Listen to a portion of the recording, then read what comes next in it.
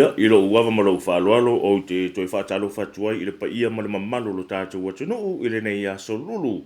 Ia, o le whapoponga fo le nei o le tātou por kalame, e pei o na marasania i afi i le tūla e toru, le tūla e whā, le Pacific Health Talanoa i lunga o le tātou wala ata, le Blue TV, ia, ma le au nanga a le Blue Wave, e fia whailo atu, pei o na whailo atu le taimi wa sola, i lunga o tātou whesota i ngā wha o na pōnei, e ia le tātou mālo whalorungia, i e peo na whailoa atu taimi o sola. O le whionga i le minister, tangata Pasifika, ia o ia fo ilea o le minister lango mo le matanga le wenga le soifua maloloina mo tangata Pasifika, e tuira mai fo i nisi o lipoti talalata mai, e tūsai ma le toi se o lo tātou watu nuu atoa, i vaenga whā o sā marapata inga o vavao le COVID te fului vai, ilo wala mara whālalo, iau te whātalo whatuai i lau whionga le South Aupito.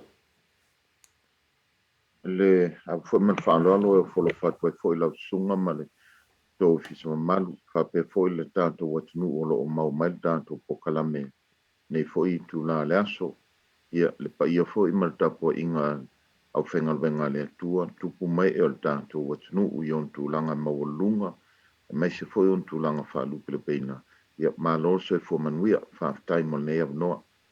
Mo le asura nga ngot whaftai tal tono lo tele lava ia tuto no ai le ngata i lea fono tanga wha malo o lo whenga i lau whionga le minister ia ua maua lava ni av noa ia ua foi ia tu na mai o niso tala la tamai i tu sai foi ia mar whenga i lo tātou watuno to se atua i le level 4 po vaenga wha la pata inga mavavao le wha mai tale tu lai se fulman luan po pito ia e wha mamalu lo sa i o le vaenga wha ia manatu o le nei avano wha auro pem whaila vana e tu e wha manino mai o a tonu lava vaenga e sa i lalo le vaenga wha ia una ta se e maalia to ele tonu le tātou wha talanoanga i lava ma le wha loalo Aupito.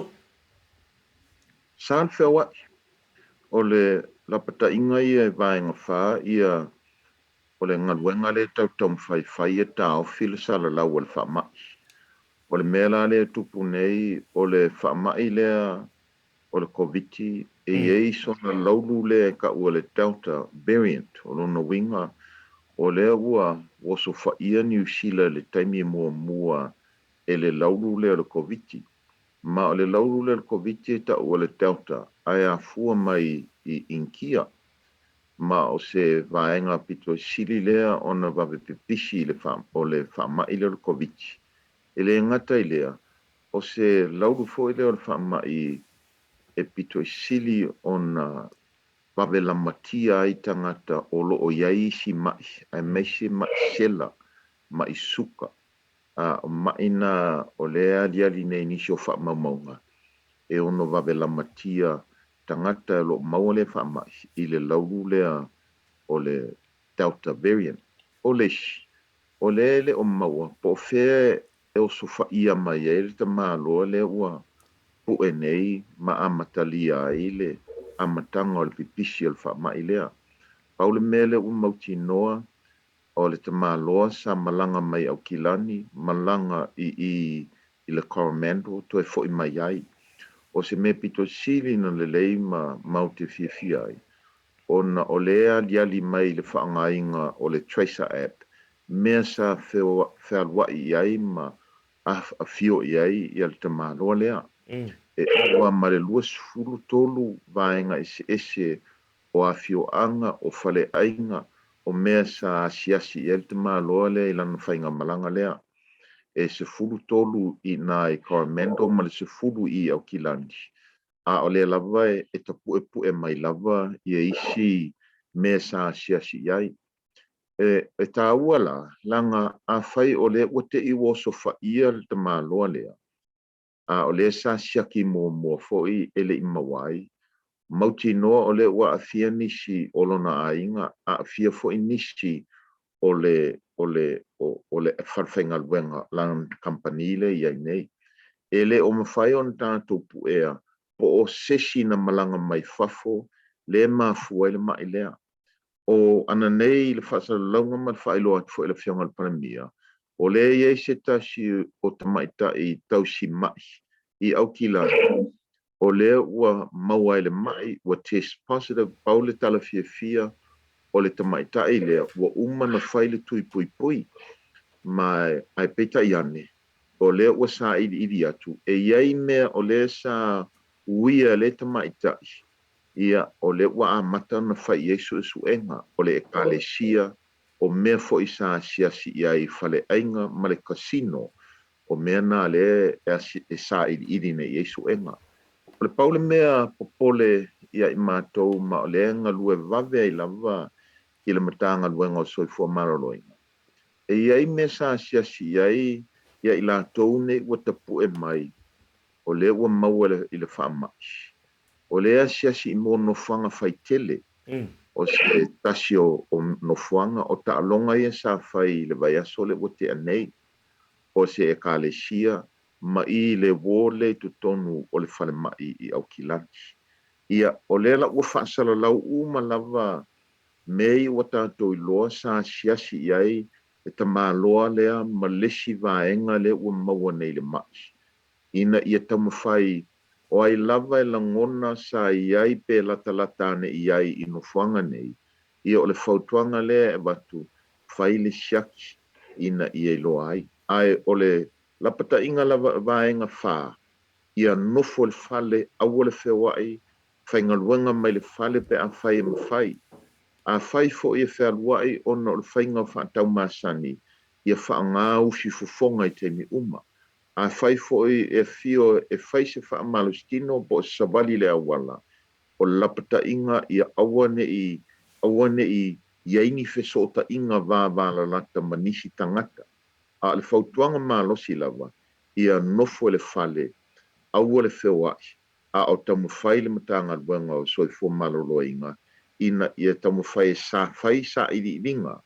O le ale mamao a le a foi le loloto o le ua pipisi e le whaamaki. Ma fuangala na mo le temi nei i le vāo au kilani ma le Coromendo o le ala antātou whapena ai mo le fitu waso le ana amata i le so ai mo le South Island maisi vaenga o New Zealand. E tolu waso le la tapuni e whapenei ma fuafoi la lana o le ua maua e iei nisi sa siasi ino fuanga i e sa ui atu ai le tamaloa le na matamai ai. Ai leo ntangata no nofo ina le Coromando. O ntangata fo ino nofo inei au kilanti. Ia o se polera tamwhai se i whai pesu su e ngā foma. Ina ia tamwhai sa ili o le ale o iei nisi pipi singa le wha mai nei o atu i tu atu i loi au kilani ma i le Coromando. Ia peila le nganga na i le so i awale whapapoleina le tātou watunu. Wa tātou masani i la pata inga ia ma le whaatino inga o le ngaluenga lātou ia e peo na masani ai. O mea umalava peo na tātou amatalia mai ai le tausanga watua nai le furu mamao lima ka le whapenei a iai se ni fiva pea whaasota i lau fomai. A le taimi nei o le la whamamawhaatu le whaangale i le whaingo siaki ia ma le whaingo tui pui pui ai maise la no fuanga ia o lo iai le au whainga ruenga o lo mo mia pele ngā rue man whatinonga o latou au aunga a latou au nanga. Ia pēs talatu na Lorenzo mo nei taimi. Aupito mwhaina toi whamanino lapa te tūlanga lea i whatasinga ia po o sauninga a loto e kālesia e fia fo i anu mera e whatanga i le whatasinga wha mole. I leo whaatanga inga. Mali. O le mea lava latou ia peo na tātou masania ia o ekalesia lava ia whaaftai ekalesia ia ua pai atu lava la ufai whasara launga i runga leo penga whailang.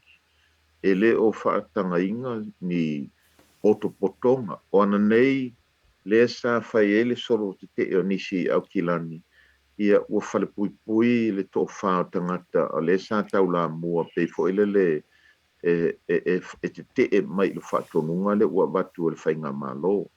Ia ua ia fo nisi ua ave leo sa tau whai fo se la tō selo te i tauranga. Ia whamaru atu le tātou atunu. Mau kira o whaiange mea whapea o se si awala o le naunanga ia pui pui le tātou atunu mai le whamai. A whai e leise si o talitonu inga le le asa ma le matautia o le nei whaamai. Se i sila ne le mela le tupu I fiti.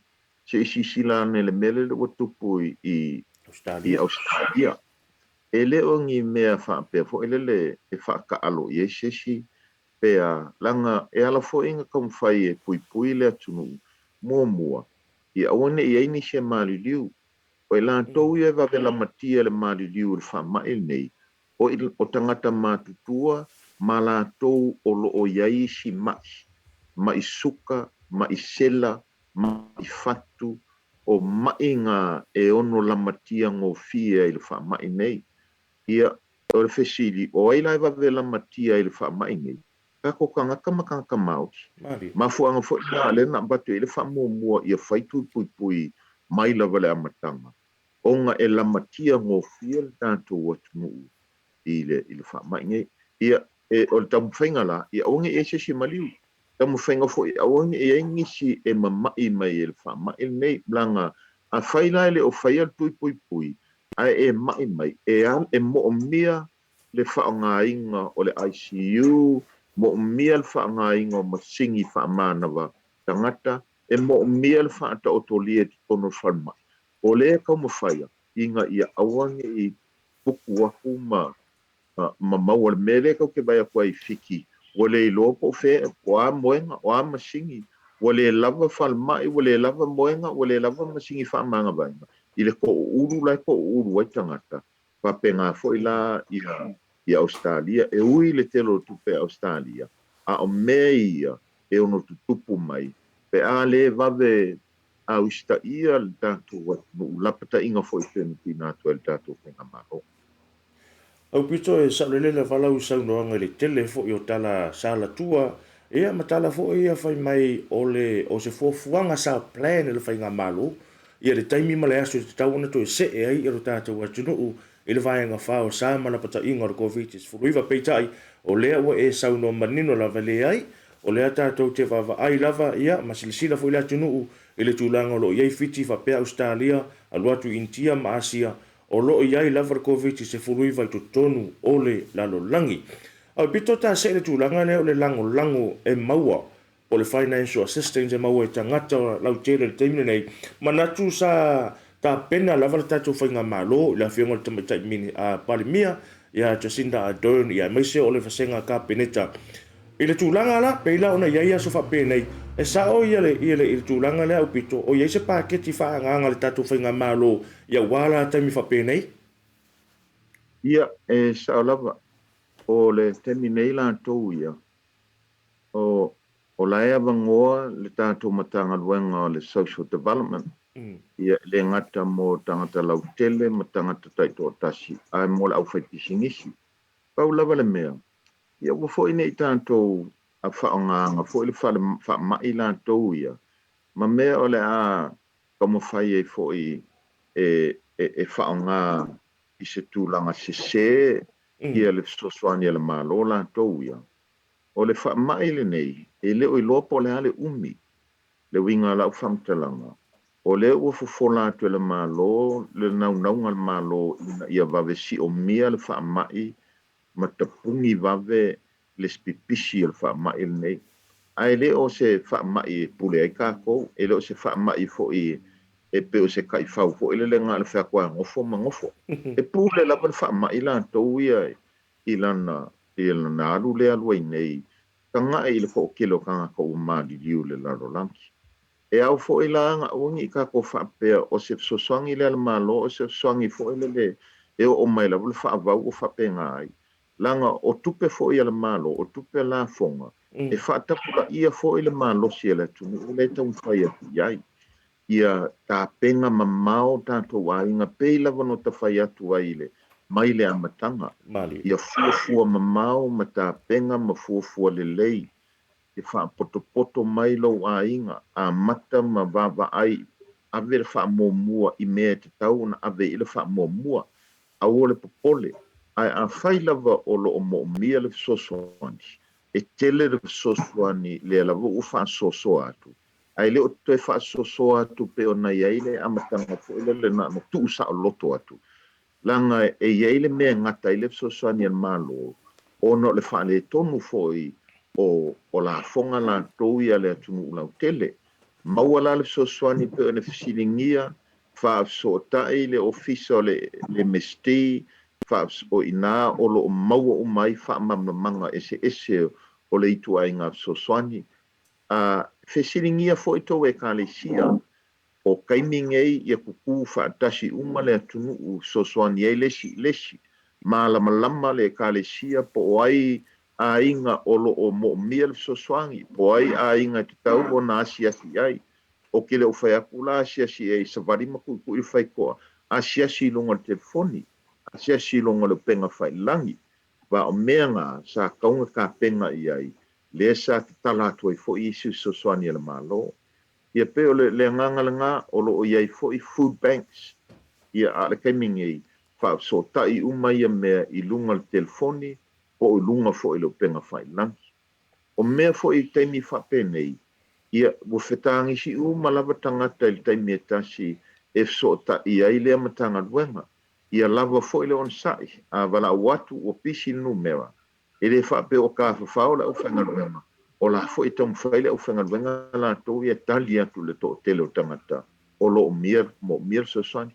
Alu lava whaale tonu i le tali atu fo i matanga luenga o lo mo miel so swani. Wha so ta i tau whai pule o i nae maua tuai le sip so swani e so maua le telefoni e tau whai pule mana tau ofisa o le taimi nei o ia ofisa e le o te tālanga mua si singa face to face. O lo te tala le upenga whai langi te tala fo i lunga telefoni e peo na masani ia i taimi whape nei. Whaftai Aupito ia pe ona saunua le whenga le minista o lo maua ia le fsosoani tau se leni e fsosoani i fo le maru le atunu u whapena o na afia ia le tamau ainga ia matutongi pe ona masane ia ona maua ia ono le se e o le tātou atunu u le vaenga whao sa ma whao le COVID is fruiva. Ai o le numera nei mwhai ona whafso ta i le tātou atunu o le o vadu se lau 555 o iva o vadu se lau 555 o iva. E whaion ta se atu tūlanga lea i le toi whaata ua pēr o tātou watunu o le whai o le tui pui. Ma whai le siaki pe a maua ia unga o le wha mai wha mole la Aupito. Lo te tala pēr ia mea fo i no fuanga e whai e siaki nei ia ae o no fuanga nei e le lei lava le asiasi e lau ta vale. E ma whai o na whaatino ai e lei pēr wha so ta i pēr o lou lava fo mai i taimi whape nei. Ai meise la, pe a whai e te siaki a kuilunga leo penga whai langi ale matanga luenga soifua maloloina po le United Against COVID-19. O la e te vai atu i mea ia sa asiasi i ai tangata i ua maua le wha mai. O oe sa e ia i nano fuanga i so se taimi. Whai li siaki. Fai fo ila ngona oe wa iai a unga fo o le fulu pei fo ringa le fulu ma le fiva. Fai le shaki. Ai i le taimi nei, o leo le ato e a matalia le whaunga, o le whainga le tui pui pui, ma o so o sesi lava le au whainga luenga le taimi nei fale mai, fale o loa, o pumping singi, so o sesi lava. Ia, o leo lava sa vatu le wha mua le tātou watunu. Ai mo mia la, le whaatino lo tau tui pui pui nei, langa o nisi o tangata i ua maua le whaama. O nisi ua whaitui pui pui, mai lai ua loa lava, o lai pui pui e lātou. O nisi o tangata i ua maua le mai. Ia o le ua amata o nā lia i fōringa lava fō i matau tia o le whaama e nei. Mela na e pei o le sa whaatua tuai mai le tātou atunu i le avatu fōi ma te tala to le avanoa e whaisiaki. Ia ngā ala koe kua lalo aku.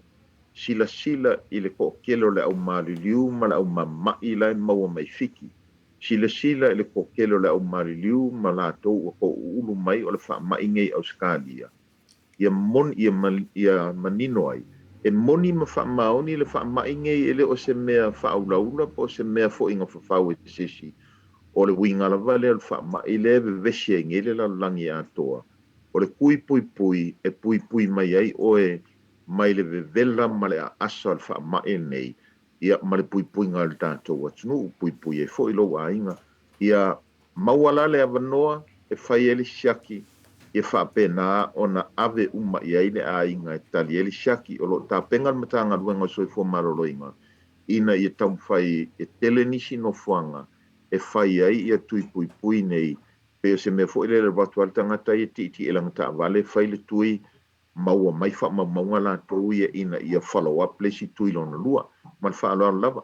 Whaftai Aupito le numera e fsota i elu tātou watu nuu ia pia whai e mana o mia le telo whamtalanga i tusai manu fuanga whapitoa o lo o whai ai siaki o le COVID se furu iwa maa lo o whanga solo i foi tui pui pui o le wha mai o le ovaru se lau ono tasi ono o lo maua i foi ma le fsosoani i lātou lo tau a fia o lātou mawhauwhau ia ono le tūlanga lava o le afianga o le soifua malolo ina whala o i tele ono le sea i o le tātou watu nuu ia i le COVID se furuiva level 4 Aupito manatu o le wha muta i le tā whatranoanga maua se isi wha puoponga i se aso le vai aso fou ai whaftai tele lava e mamole ato fo i le ngang o le wha malo ma le whaftai e tusai fo i malo whianga iai o unafa tiute ngaluenga le leu malava o lo whatinoina ia wa lava le ngot a nofo saunga le mu tangata Pasifika mo le tātou watunu nei Aotearoa pe nao le whamanuia le atua i au whaiva matiute o whianga iai ia e tātou e whenua i le vai aso fo Aupito. Whaftai lava Lorenzo, whaftai fo i mole avanoa, ia na antoe tu o lalo atu le tātou atunu. O upu lava nei o le wana una o tuel whainga malo. Stay home, stay safe. Fio bel fale, i o la wala le tausi e pele pui puinga o le soifua malo loina le tātou atunu. Ai tu le avanoa i le tātou matanga luenga soifua malo loina. Se isa ili matamu whai e tapu e vave mai. O le ale mamao, a le ale loloto, o le pepisi ai nei le whamai lea, ai au le popole, to o pel tai, ia tātou toi wheloa i atili, soifua ia manuia. Whaftai le saili malo, whaftai ngaluenga lo folo whenga iai soifua ia. Ia le nau a whawhango le tātou atunu, e tu sai fo i malwhatara noanga le tātou Porkalame le Pacific Health Talanoa i lunga o le tātou walata le Blue TV i le nei aso lulu. Ia o le aso se fulma le valu au kuso lua afe, lua se fulma le tasi, aso mua. Talu o na see i o le tātou atunu a toa i le vaenga wha o sama vavao le COVID se fuluiva. Tau na whamanatu atu ia le vafe so ta i o le istangata, ina ia a whapena ona te tau na lua mita le va oe ma le istangata i no fuanga faitele a va pelo nai te lunga i basi ia pe te lunga le train ia po so se a femalanga inga lava te tau lava ona lua mita au foi nei ngalo e te tau ona faila ufi fofonga lau mask.